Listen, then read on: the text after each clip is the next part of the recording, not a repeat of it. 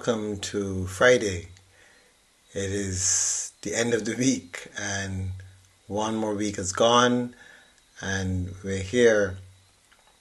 It's been a week that we've been focusing on healing as we focus on St. Luke, the glorious physician. It's a week that we've been presenting to each other and to the divine all those persons that are going through any kind of health challenges at this time, including ourselves, but also those who might have asked us to remember them in our prayers.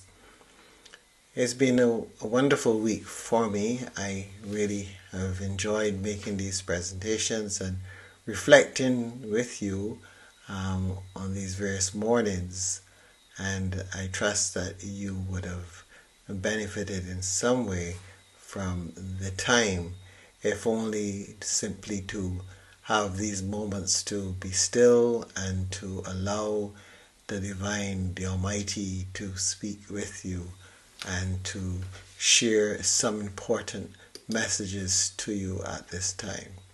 So thank you for a wonderful week. Thank you for your energy, because it's your energy that enables me to make these connections with you. So thank you for being present, whether live or at some other time during the week. Whenever you would have watched it, that energy would have been shared. So thank you for being here, and thank you for being with us and sharing together in this week of healing. So we come into our final period of meditation for the week. As we breathe out and release all that this week has presented to us,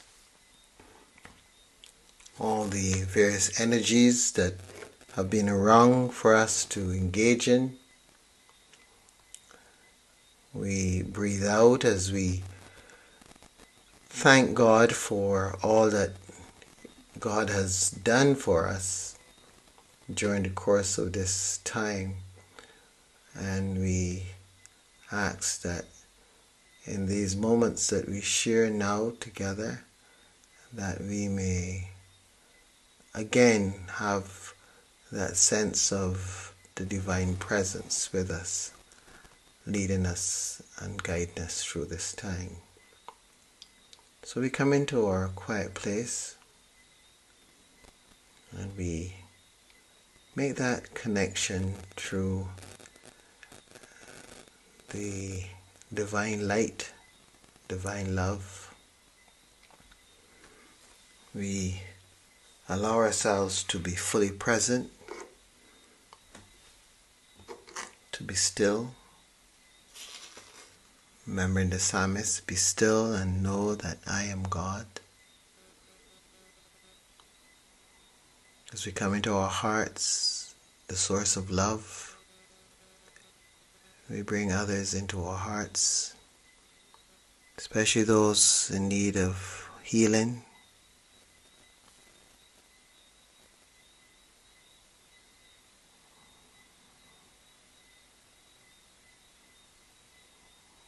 We open our hearts and we allow our hearts to expand, to take in all those that we need to make connection with in this moment. Take a moment or two and just utter their names quietly.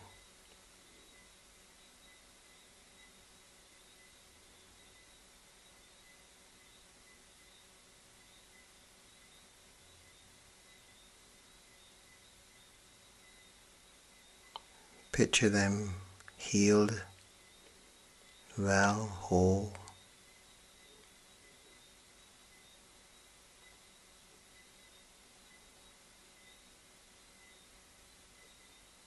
Knowing that with God all things are possible.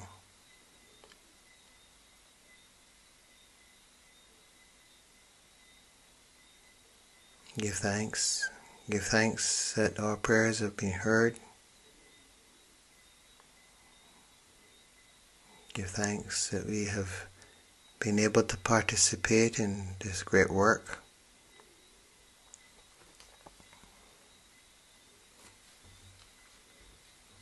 Give thanks for the divine love of which we are a part. And bringing ourselves into our center and allowing ourselves to expand beyond our room, beyond our community, beyond our island, beyond our nation, beyond our region, till we expand across the world, across the universe. We are part of all that is, and we give thanks for this opportunity to be.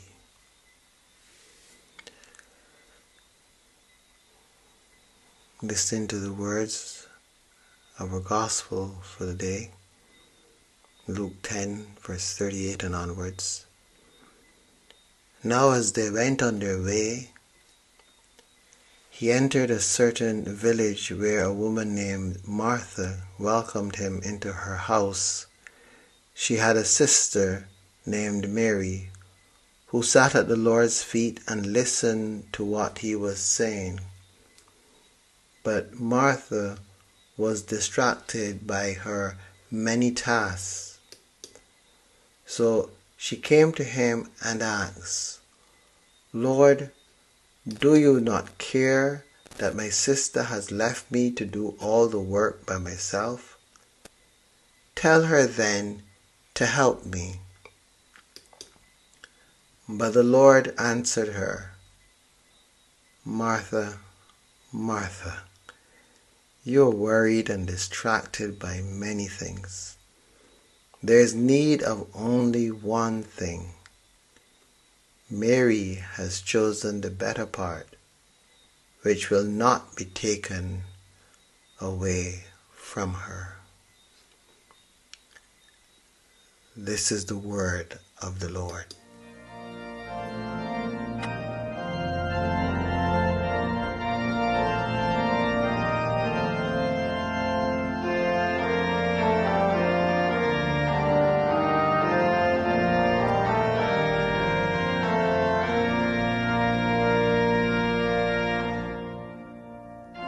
Sing with holy gladness, my Alleluia sing. Uplift all hosannas to Jesus, Lord and King. Sing boys in joyful chorus, your hymn of praise today, and sing gentle maidens, your sweet responsive lay. 'Tis good for boys and maidens, sweet hymns to Christ to sing. 'Tis meet that children's voices should raise the children's King. For Jesus is salvation, and glory, grace, and rest, to bring one boy and maiden, the one Redeemer blessed. O boys, be strong in Jesus, to toil for him is gain. And Jesus wrought with Joseph, which Jesus saw and prayed. O maidens, live for Jesus, who was a maiden's son. Be patient, pure, and gentle, and perfect grace begun. Soon in the golden city, the boys and girls shall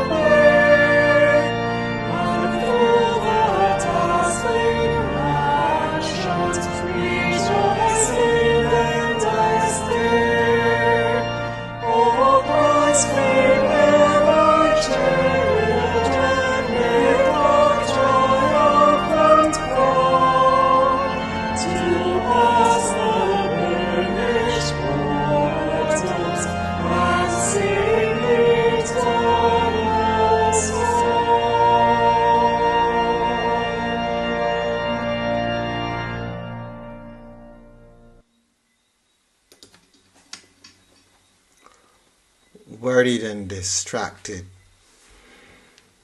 Two words that Jesus would have uttered to Martha as he encouraged her to focus on what was important, recognizing that she was inclined to focus on things that were not necessarily crucial at the time.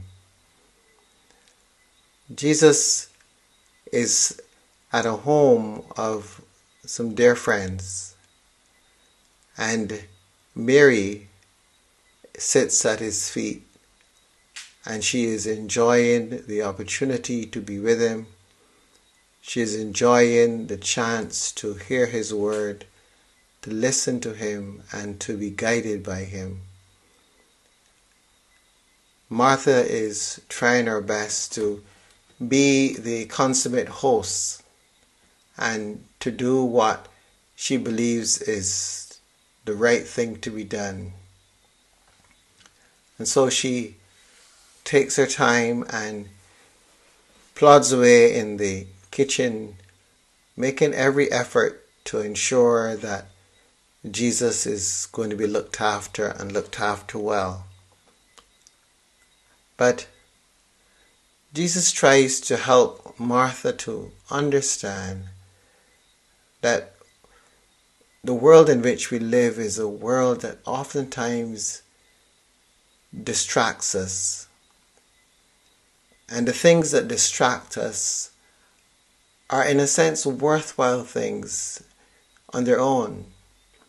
They're not bad things. Martha preparing a meal for her guests was not a bad thing. And that's the challenge we have in our world, where we find ourselves being distracted by things that, as far as we're concerned, they're legitimate things. And so because of that, it is difficult for us to perceive them as distractions. We, in a way, see them as necessities. And because they're necessities, we don't think that they can be a distraction in any form or fashion. But they are. Because by their very nature, as they keep us away from what's a priority, in that sense, they become a distraction. So Martha is distracted. Mary is focused. We see this in so many different areas of our life. Even for us as we are involved in the ministry of the church, we can be so much into the activities that the church puts on that at the same time we have little time for our own spiritual growth and development. We might be so busy with the various activities that we've been asked to look after that we don't have a chance to attend Bible study or to attend meetings of groups that seek to develop their prayer life, because we're too busy doing the other things. And we are in a place where we feel that what we're doing is important, and it is.